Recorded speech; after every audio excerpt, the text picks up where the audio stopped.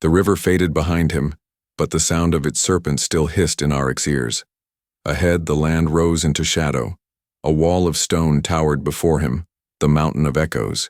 Its jagged cliffs clawed into the sky, their sharp peaks lost in swirling gray clouds. Loose rocks tumbled now and then, clattering like bones across the slopes. Aric stood at its base, his chest still heaving from the river. His pale skin was streaked with mud, his dark brown hair plastered against his forehead. His steel blue eyes lifted to the cliffs with both dread and determination. His green tunic, torn and soaked, clung to his thin frame. His brown cloak hung heavy with water, dripping against his boots. His satchel sagged against his hip, and his small dagger glinted faintly at his belt. He swallowed hard. The climb looked endless, but he had no choice. The first steps were steep. His fingers scraped against cold stone, gripping small cracks as his boots searched for holds. Rocks shifted under his weight, tumbling away into the misty abyss below. The sound echoed, bouncing between the cliffs like whispers of ghosts. Higher he climbed, each movement slower, harder. His arms ached, his wounded shoulder burned, but still he pulled himself up. The mountain seemed alive, testing him. Every loose stone, every sharp edge cut into his hands. His knuckles bled, staining the gray stone red. Halfway up, the sky split with thunder. Lightning flashed across the peaks, revealing the endless drop below him. The wind howled, tugging at his cloak, nearly tearing him free from the wall. Aric pressed himself flat, breathing hard, steel blue eyes wide with fear. He was only a boy clinging to the bones of giants. But still, he climbed. Suddenly, the stone beneath his hand crumbled. His body lurched into open air. His satchel swung wildly, nearly dragging him down.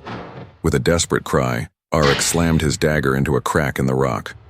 The blade bit deep, holding him just long enough for him to drag himself back against the cliff. His chest heaved, his heart thundered.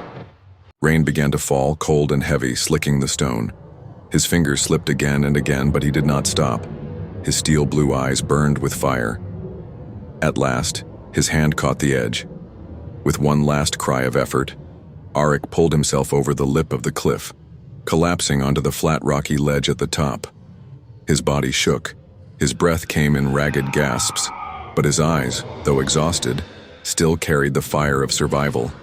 He had climbed the mountain of echoes, but far above, lightning revealed more peaks, sharper, higher, waiting for him still. This was only the first climb. Aric stumbled down from the mountain cliffs and found himself staring at a new world. The mist and stone gave way to open land.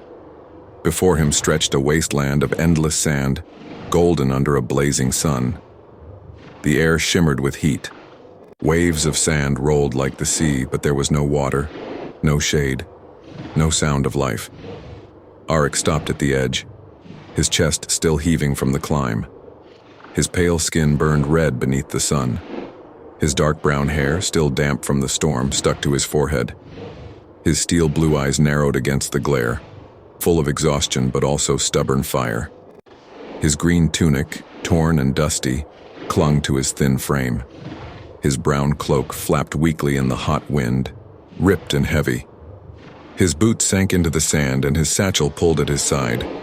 He gripped his dagger tightly, though it seemed useless here. He stepped forward. The desert gave no welcome. Heat pressed against him like a giant's hand, stealing his breath. Sweat poured down his face, stinging his eyes. Each step sank deep into the shifting sand, dragging at his legs. His throat dried quickly, his lips cracked.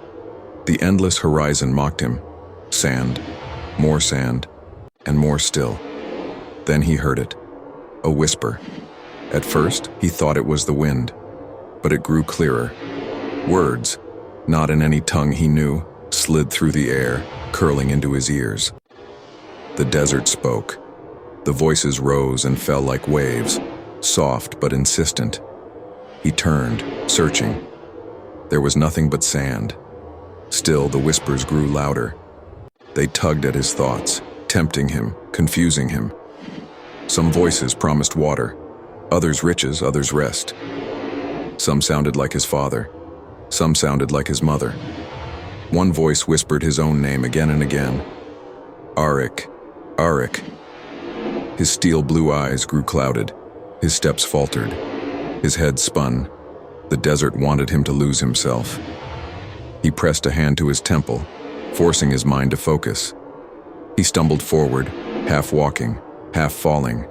Shapes rose in the distance, figures in the heat. He squinted, heart racing. Were they people? His family? Enemies? He blinked, and they vanished into dust. The whispers grew stronger, louder, cruel now, mocking. You will fail. You will die here. You are only a child. The words cut deep into his heart, dragging up his fear. His steel blue eyes snapped open. He gripped the shell in his fist. The whispers hissed louder, furious, but he ignored them. With shaking legs, he stood again. His body was weak, but his spirit burned. Step by step, he moved forward. The desert screamed in his ears, filling his head with shadows and lies. But Aric did not stop. He pushed through. At last, after endless hours, the voices faded. The whispers melted into silence. And far ahead, in the wavering heat, he saw a new shape. A dark line against the sand. A wall. The next trial was waiting.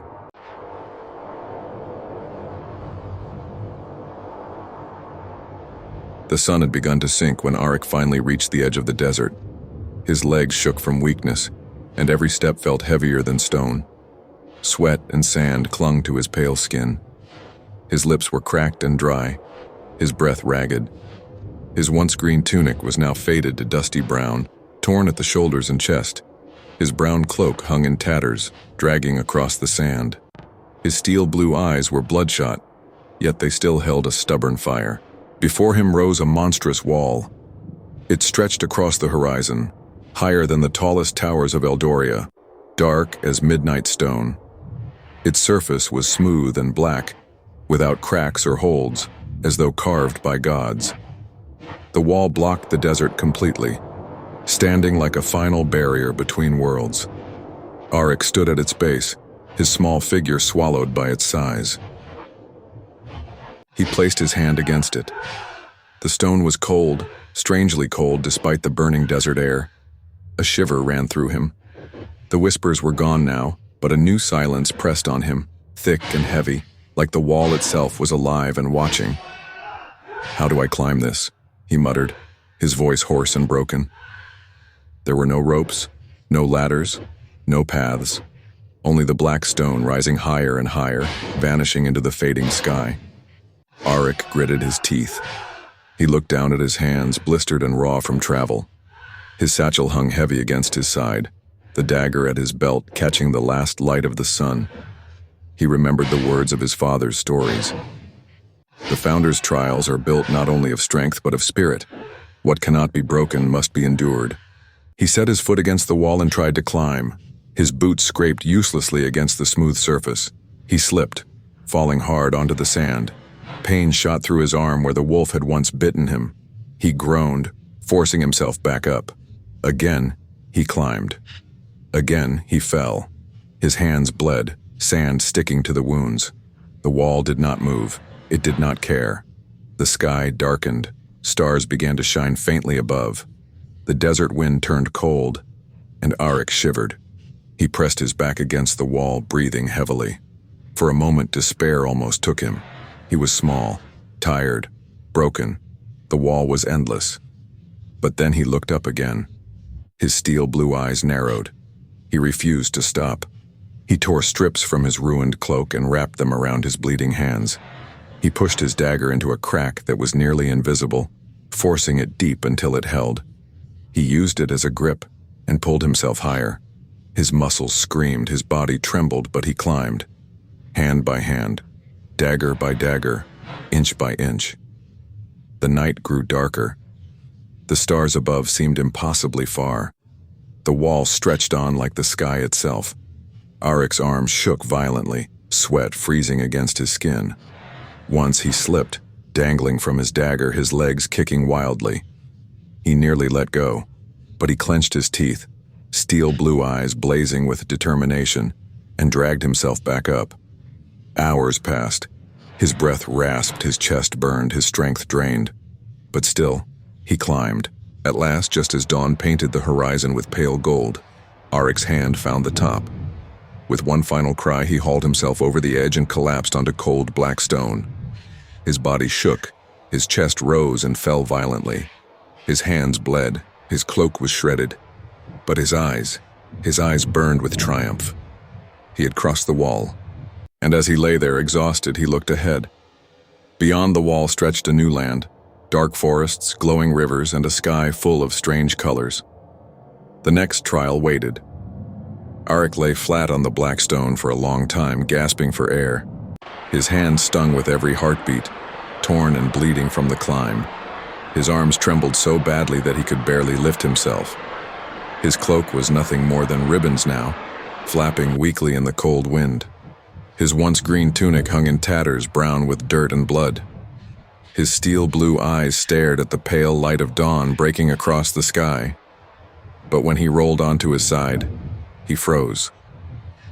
The world beyond the black wall was not like the desert he had crossed. It was a land unlike anything he had ever seen. A vast forest stretched out below, but the trees were nothing like the oaks and pines of Eldoria. These trees were black and silver, their trunks glowing faintly with veins of light that pulsed like living hearts. Strange rivers of blue fire ran between the roots, flowing silently yet glowing bright enough to paint the forest floor. Above, the sky swirled with colors, violet, crimson, and green dancing like liquid fire. Stars still shone, though the sun had risen. It was a sky of magic, a sky that did not belong to the mortal world. Aric's steel blue eyes widened.